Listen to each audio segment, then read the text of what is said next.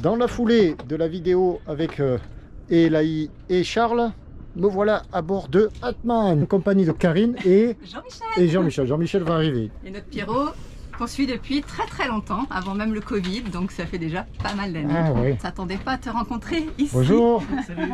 Tu vas bien? Salut Pierrot. À bord d'Atman, je suis venu dire bonjour parce que hier, quand ils sont arrivés, avant-hier, ils ont fait oh Pierrot, mais j'étais à bord d'Erebus et on ne s'est pas rencontrés depuis. Deux abonnés depuis quelques temps. Voilà, depuis plus de 5 ans maintenant, parce que le Covid c'était 2020, donc du coup. Alors, ce qui me fait le. Même avant déjà. Pardon, je suis tellement bavard, je coupe la parole. J'ai adoré les vidéos que tu as fait pour partager avec la communauté au moment du confinement, avec des petites 8 minutes de vidéos tous les jours. J'ai trouvé ça génial. Vous aviez participé? Non, mais on avait des bateaux. Alors parce que nous, on était encore à terre. Ah, téléphone. Nous avons été interrompus par le téléphone, donc nous reprenons. Moi, j'étais pas confinée puisque je travaille à l'hôpital, mais c'était ma bulle de soleil tous les jours carrément. des vidéos. Ah oui, c'était sympa parce que les gens avaient des idées, c'était génial. Et là, on a dévoré tes vidéos depuis Brest. Alors, ce qui me fait particulièrement plaisir, c'est que, d'après ce que j'ai compris, là, vous êtes de grands navigateurs, mais depuis très longtemps. Oui. Parce que tout à l'heure, avant-hier, tu as dit, quand on est venu à Dakar, il y a 16 ans. Ouais, 17 ans. 17 ans, donc je me dis, tiens, des gens qui naviguent depuis... on a travaillé entre temps.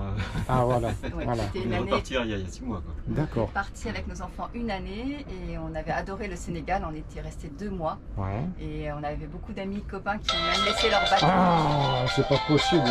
Où on en était sur votre navigation. Voilà, donc en 2006-2007, on est venu, on a fait un tour de l'Atlantique avec nos enfants. Voilà. C'était génial. Et puis, on a adoré le Sénégal, c'est vraiment le pays qui nous a marqué le plus. Ah ouais. Au niveau le Sénégal, en Afrique de l'Ouest, c'est le pays qui vous a marqué le plus. Ouais. Si tu viens en Afrique, il faut un petit tirant d'eau. Si tu viens naviguer, c'est ça, parce que sinon on est un peu en galère. On y arrive aussi, mais on ne peut pas profiter de la même manière, rentrer dans les petits bolons comme vous aviez fait à l'époque et tout ça. Quoi. Bon, ben, je vous souhaite une bonne balade, une bonne continuation. Donc à très bientôt. Petite vue du CVD et là il y a toutes les célébrités du CVD. Elles sont toutes là. De ma droite à ma gauche. Monsieur Ramsey. Bonjour Monsieur Ramsey. Bonjour Monsieur Pierrot. Comment ça va? Oui, je vais bien. Qu'est-ce que... On a Monsieur Etienne. Monsieur Etienne qui aujourd'hui est un homme d'âge mûr et qui a fait ses premiers pas au CVD. Voilà. Il avait 2-3 ans à l'époque. Donc la moitié du bâtiment, là, une dizaine d'années. La moitié des bâtiments lui appartiennent. Monsieur Christian. Bonjour. Désolé de vous déranger, Monsieur Christian. Parce que là, Monsieur Christian, il joue gros, il joue la bourse, il fait des fortunes, il perd et il vend des fortunes en une matinée. C'est normal. D'où vous venez, Monsieur Christian? Je viens de Hongrie. D'où ça? Hongrie. Quelle ville? À peu près à Budapest. Ah voilà. À peu près. Je le fais parler parce qu'il a un accent délicieux. Quand il parle français, c'est magnifique. Alors là, on a notre doyen. C'est ça que tu as dit. Notre doyen. Monsieur Pierrot. Monsieur Pierrot, enchanté. Monsieur Pierrot, comment vas-tu? Il va bien, en forme, tranquille. Monsieur Pierrot, c'est le seul homme pas pied noir, mais qui a l'accent pied noir. Exactement. Je sais pas comment ça se fait. Il a l'accent pied noir, il est pas pied noir le type. Il est formidable. Alors toi, ça fait combien de temps que tu vis à Dakar? 20 ans. Ouais. Voilà, 20 ans à Dakar. Ça, c'est la famille du CVD. Voilà, ça, c'est les résidents du CVD. Bien sympathique. Au revoir. Et voilà le voilier Atman qui s'en va. Un voilier s'en va, des amis s'en vont. D'autres arrivent cet après-midi. Joël et Yves sur le voilier Esperanza. Voilà, de bons navigateurs, ils hissent la GV direct au mouillage.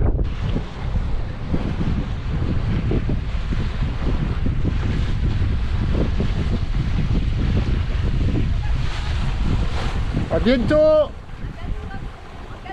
Il est beau ce bateau. Ciao, ciao. Bon vent.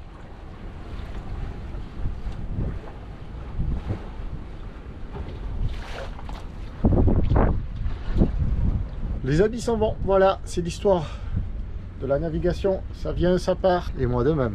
Sur Tabasco, bientôt départ dans la semaine. Nous sommes lundi. Alors là, j'attends Arona. Nouvelle réparation, enfin entretien quoi. Ce matin, hop, ça y est, ils m'ont vu. Ils font coucou. Je disais, nouvel entretien à bord. On va s'occuper de la mèche de safran et de toutes les pièces qui sont accolées parce qu'il y a de l'oxydation Enfin, je parle de la roue des drosses, de la galette, là, je me souviens plus le nom. De barre à roue, des drosses de barre, et de la pièce sur laquelle est fixé, je vais y arriver, hein, de la pièce sur laquelle est fixé à la fois le pilote auto et le calculateur d'angle de barre. Enfin, on verra ça, tout ça dans le détail. On verra ça, tout ça, non. On verra tout ça dans le détail tout à l'heure avec Arona. Il est 10h. Ça va? Je viens de t'envoyer un texto. C'est bon? Les soins? Comment? Tendinite? Oh, c'est mieux! Ah, super! À bientôt! Bye bye Oracle. Et là, qui on a à bord? Qui apporte les derniers soins au Tabasco? Le Arona. Tiens, allez là, je l'avais préparé. Alors, que se passe-t-il? Eh bien, on va changer un boulon tout rouillé et nettoyer la plaque de maintien du calculateur d'angle et du pilote automatique. L'enlever, la nettoyer et la repositionner. Et surtout, changer la bague, celle-ci, une bague, c'est ça, qui s'est cassée, celle-ci. Et donc, c'est très bien de la changer. On l'a fait un peu plus épaisse, en largeur et en épaisseur. Et voilà, le colosse qui se glisse sur la petite jupe arrière. C'est assez inconfortable, non? Il va pas tomber, hein? Non, non, non. Et bye bye Oracle, à plus. Voilà, de l'autre côté, c'est ce boulon là qui était dans la rouille. Le but de l'opération du jour, c'est cette bague se trouve ici, là-dessous, là. Donc il faut sortir ça pour accéder à cette bague et maintenir le safran bien sûr en place à l'aide de bouts que l'on va passer sous l'eau pour être sûr que pouf, ils partent pas au fond. Là, on a défait les boulons. Ici, on est arrivé à les sortir aussi. On a attaché pour assurer le safran ici. On soulève ça, on va le sortir et voilà, faire à suivre. Bon, où en sommes-nous? Là, on a fait quoi? Bon, là, on a enlevé le secteur de barre, on a enlevé le goupil de la billette pour le frein hydraulique et tout ça. Donc là, on a bien attaché. Donc j'enlève la corde pour qu'on puisse soulever le secteur de barre. Attends, je le montre. Pour que je puisse soulever le secteur de barre, pour détacher le corps, pour enlever cette pièce. Voilà, tu vois le secteur de barre, là, on a enlevé tous les boulons. Dessous aussi, le secteur de pilote, là. Ouais. On a un petit peu baissé le safran. Il est maintenu au-dessus par la goupille et la corde. On voit que là, il est plus bas, donc on l'a baissé. Le secteur de barre est un peu plus haut. On va pouvoir, hop, le faire sauter par-dessus pour l'éloigner. Et après, sortir le secteur de pilote, là. C'est comme ça que ça s'appelle, la pièce du pilote, là, le secteur de pilote, voilà. Et puis après, on va nettoyer tout ça. Bon, on est bien arrivé à les avoir. Le boulon tout pourri, c'est lui. Arona est arrivé à le sortir. Il n'est pas si pourri que ça. Là, ça semblait, c'était très rouillé. On aurait pu croire que tout était rouillé. Ben voilà, il est encore nickel. C'est de l'inox, hein. Et tu n'as même pas abîmé l'étoile, là? Non, non, on l'a nettoyé avec le tournevis pour pouvoir mettre bien la clé pour que ça marche bien. On va pas le changer, ça? On le garde? Non, il peut aller encore. Il n'est pas tordu? Parce que lui, en fait, il travaille pas beaucoup. Il sert juste de goupille. D'accord. Il faut surtout que la tête soit pas abîmée pour la prochaine fois, quoi. Ouais. Pour dévisser la prochaine fois, là. Non, non, ça va. Après, on va voir. On démonte tout ça. Allez, on continue. Voilà. Là, on a déplacé le secteur de barre sur la gauche. Attends, je l'attache? Ouais. Je le prends? Ouais. Comme ça, c'est bon? Ouais, serre encore. Voilà, c'est bon. On va voir si on a assez soulevé. Parce que maintenant, je vais l'axe. Ça, c'est l'axe du dessus. Oui. Donc, il faut le boulon que j'ai enlevé pour que je puisse mettre quelque chose dessus pour que lui, il le tient. Pour que je puisse sortir tout le reste sans que ça tombe. T'as rien compris? Je suis pas sûr d'avoir compris. La mèche de safran. C'est le boulon, tu vas perdurer le poids. La mèche de safran. Oui. Il y avait, là où il y avait ce boulon là. Oui. Tu vas le remettre. Voilà, enlevé. Oui. Oui, tu vas le remettre pour pouvoir enlever cette goupille là. Voilà. Pour pouvoir sortir le reste. Voilà. J'ai compris. Laisse-moi le temps de réfléchir, moi. Tu crois que je suis une lumière, hein?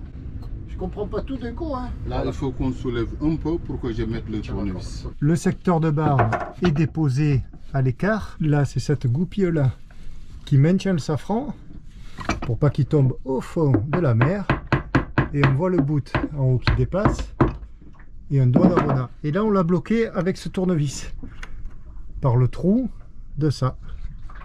Et une fois qu'on aura fait sortir cette goupille, on pourra sortir ça, ce palier par le dessus, en baissant encore le safran. Et j'étais clair? Je pense que oui. Non, attends, je cherche ma position. Est-ce que tu peux le tourner Ah oui. Essaie de le tourner un peu plus vers ta droite là-bas. L'axe, le safran. Voilà, voilà, comme ça. Attends, voilà. 2 secondes. Ça vient? Bouge pas trop, hein, parce qu'il y a ma main qui est coincée là. Attends, je tape sur les doigts là, force. Ouais, je le tiens. Bravo, on y est. On l'a eu! On a tout tenté, mais Arona est obligé de plonger pour aller attacher le safran, pour le maintenir, parce que là, pour sortir la pièce, on n'y arrive pas. Salut la communauté!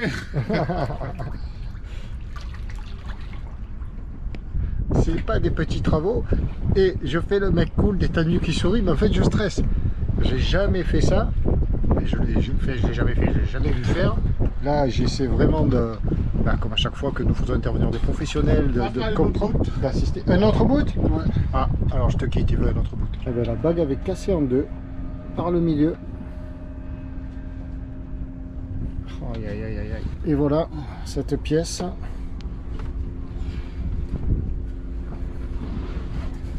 Alors le noir, il y a aussi du corobril, j'avais traité en son temps.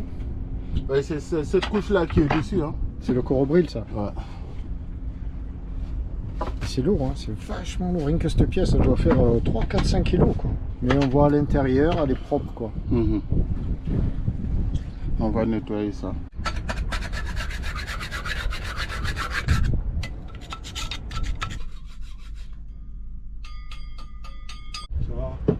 Voilà la pièce, après nettoyage. Alors c'est pas de l'acide, c'est du sel d'oseille. Oui, mais c'est de l'acide. La rouille. Oui, Ouais, c'est de l'acide oxylique. Là-dessous, là, ce winch et à ce winch, c'est repris. Le safran est attaché dessous. Arona vient de replonger pour le remettre dans l'axe. On a remis toutes les pièces. Lequel de boulon tu veux? Tout passement la graisse et le bon. Le tout rouillé là? Ouais. La graisse. Et ben voilà, c'est fini. Dans 5 minutes. Écrou contre écrou, retendre les câbles, des drosses. Et opération réussie en quelques heures, 3 heures environ. On a tout remonté, le safran. Et quand je dis on, c'est parce que je suis de tout cœur avec Arona. Et j'ai pas fait grand chose à part tourner la barre à droite, à gauche, passer les outils, le manœuvre. Passe-moi une clé du 17, une autre. Ça c'est la 16. Ben, c'est fini, graissage du joint qui en a bien besoin. Et on fait c'est fini.